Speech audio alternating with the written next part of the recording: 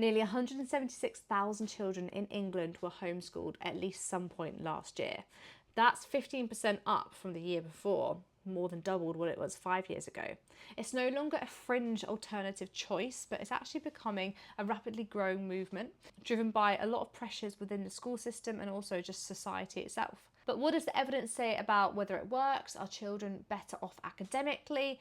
What about socially? What is the honest trade-off? Is the truth, as with most parenting based research topics, is that it's quite complicated and more nuanced than either side would like you to believe. So let's jump into it. I'm Joanna. I am basically doing a series where I just sum up some research-based papers, academic papers, anything from parenting, behaviour, baby sleep, pregnancy, birth, literally anything that I find interesting. I have a 2.5-year-old and a 9-month-old, and I would like more children in the future. So I really do have my fingers in a lot of like parenting pies that I'm interested in. I want to become a better parent. If you like the idea of following along with this journey, please do hit subscribe. I'm also an ex-teacher as well, so I'm really passionate about education and like my own toddler's education. He's not at the moment in nursery. I'm not signing up to preschool as of yet, so I personally am really interested in this. So why are families choosing it? Let's start off with that. Well, the reason why UK families are choosing home education in 2026 are very different from the image of home education that you might have grown up with. According to the Department of Education's most recent data, mental health is now the primary cause for home education. Mental health in these elective home education cases counts for 16% of cases. That's up from 14 for the year before, so there's been 2% growth in mental health being the primary reason. School dissatisfaction accounts for another 8%, so schools not doing well enough, not providing good enough teaching and learning. And also SEND, so special educational needs and disabilities, and that's a further 4% of those families. 1 in 6 home educated children in England has SEND support needs, and 7% have an education and health and care plan. What this tells us is that a significant proportion of those children and families that are choosing to be homeschooled are not doing so because they've always planned it, but because they feel like the school system is failing and is not meeting their children's needs. We have to bear that in mind when we're looking at research concerning homeschool children, because it's not necessarily for the outcomes of that child in terms of will they do better academically. A lot of the time it's like a philosophical and social preference for those families to support the emotional needs and the development of their children, the safety even sometimes of these children. So a lot of these children are being removed from school in a state of crisis, a mental health crisis, or they're not being provided for, or they're being bullied. There are so many reasons going on here, so it's really quite complex. Okay, so what does legality say? Okay, so in England, education is compulsory, but school is not. Section 7 of the Education Act 1996 places the duty on parents to ensure that their child receives an efficient full-time education suitable for their age, ability and aptitude. But that education can be at home, at school or otherwise. The word otherwise is what gives UK parents the legal right to homeschool, to provide other education. Currently, if your child has never attended school, there's no requirement to notify your local authority at all. You have to enrol your child at school. So if you don't ever do that, then you don't ever really need to let them know. If you remove your child from school, then you have to notify your school in writing, and that's pretty much it. There's no mandatory curriculum, there's no Ofsted inspection of your home and your teaching. No requirement in terms of qualifications for parenting at all. So I'm an ex-teacher, but that doesn't mean that anyone else who homeschools has to be a teacher in any way whatsoever. However, there is a lot that's going to be changing. There are a lot of bills are passing recently on the Children's Wellbeing in Schools Act, which is currently going through Parliament this year, introduces mandatory registers of children who are not in school in every local authority in England. So there will be a list of everyone who's not at school. Local authorities will also be able to request information about how education is being provided to children, and also councils must give consent before parents can withdraw certain children. So those children on child protection plans with EHCPs, those at special schools, there will be further checks before those children can be withdrawn. It's the biggest change in home education law in decades, and it's getting a lot of debate online going about whether this is essential safeguarding or whether it's a nanny state overreaching, as we also see with like free speech debates at the moment as well. People at the moment will be saying that the government is doing too much and has too much control over what we say and what we do. The context matters for your decision because the homeschool landscape is going to be changing in the next year, definitely the next few years. Research itself, let's talk about it. So we have to be really honest with something here. The research on home education outcomes is American. There isn't really that much that is on UK families and home education outcomes. The UK home education population is much smaller. Data collection has been very minimal up until now. There have been almost no large-scale UK studies done on academic or social outcomes for home educated children. This is mostly all coming from America. There was a 2024 study from the University of Glasgow that studied some specifically UK families, home educating ones with young children, using in-depth interviews to explore the lived experiences of 5 families. I don't know why I'm giving you all these fingers up. 5 families. It found diverse motivations, personalised and dynamic learning approaches, parents who were deeply committed to their children's social development as well. Challenges identified were very practical ones, finding suitable curriculum resources, managing financial pressures. If they're being homeschooled, parents probably can't work full time, both parents.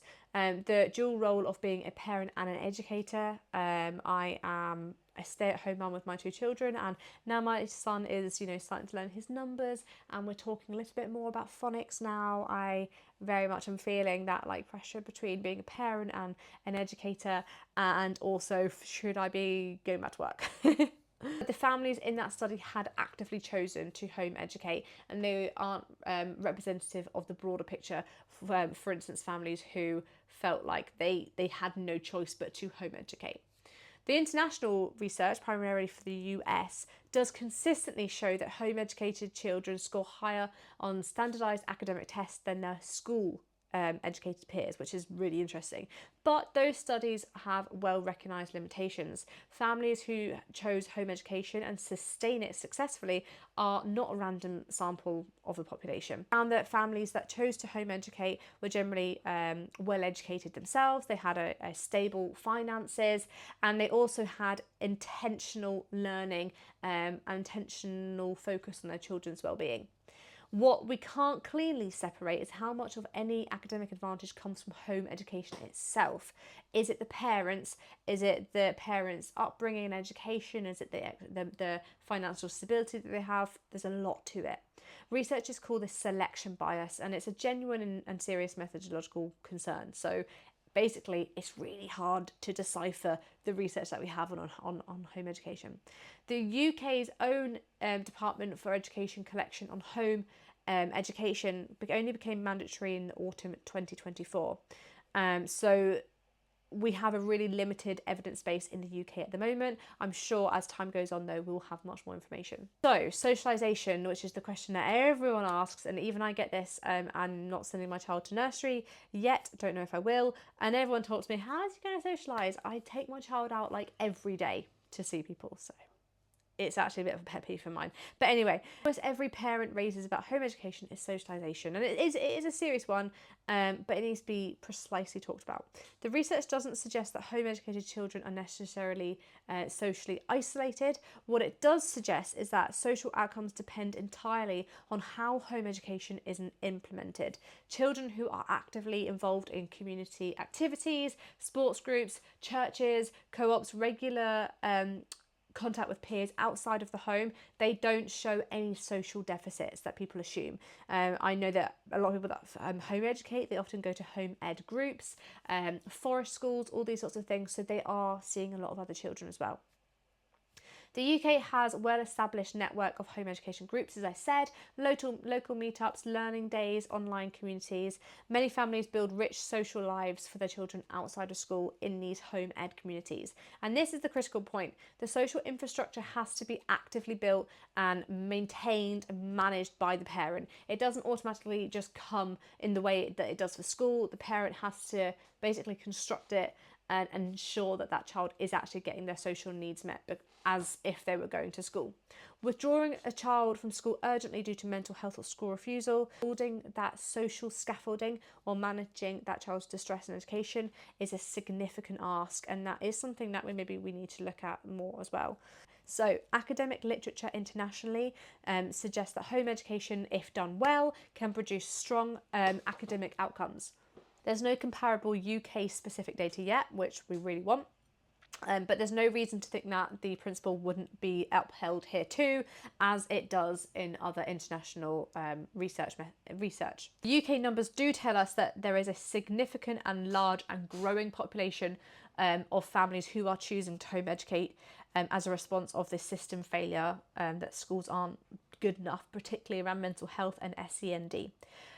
For those families, home education might be a genuine right decision and a need for that child's well-being. It's worth bearing in mind that if you have a child that's being pulled out for like a severe mental health issue, that it then could become really hard to make sure that your child is being academically pushed and is thriving and is socially thriving as well. It can ask a lot for parents to be able to do all of those tasks and do them all really well. It is a massive ask for parents. And the legal oversight landscape of home education is changing by the day. Home educating families are much more visible to local authorities now than they ever have been before. There'll be pros and there will be cons to this, but as I said, there will be a lot more data that will be coming out over the next few years on these home educating families, so there'll be a lot more to talk about in the next few years. So if you're considering home education in the UK, there are loads of questions that you need to ask and things that you will become responsible for ultimately. So it's a massive decision. It's one that I think about quite a lot, and when I had my first child, I was like, no brainer, I'm going to homeschool. As he's gotten older, I'm not sure. There's a part of me that thinks I don't want to socially isolate him, and there's a part of me, despite having been a teacher, worries, will I be teaching him well enough? But I also know that that's insecurity speaking, and I know my child better than anyone, so I don't know. I don't have the answers. Don't expect me to have the answers. I'm just trying to have a conversation. As I said, the law requires that you provide efficient full-time education suitable to your child's age and ability and aptitude. So what would this mean for you in an everyday application? And also, is it sustainable? Home education is a significant long-term commitment of time, energy and money, or lack thereof, if you're going to be giving up work to do this. The research of what we have in the UK is very limited, but it suggests that those who do it best are those who go in with very clear intentions, realistic expectations and a plan that can change as your child grows. So I hope you liked this video. If you have any questions, please do let me know. It's something I think about quite a lot and I don't know what to do about it.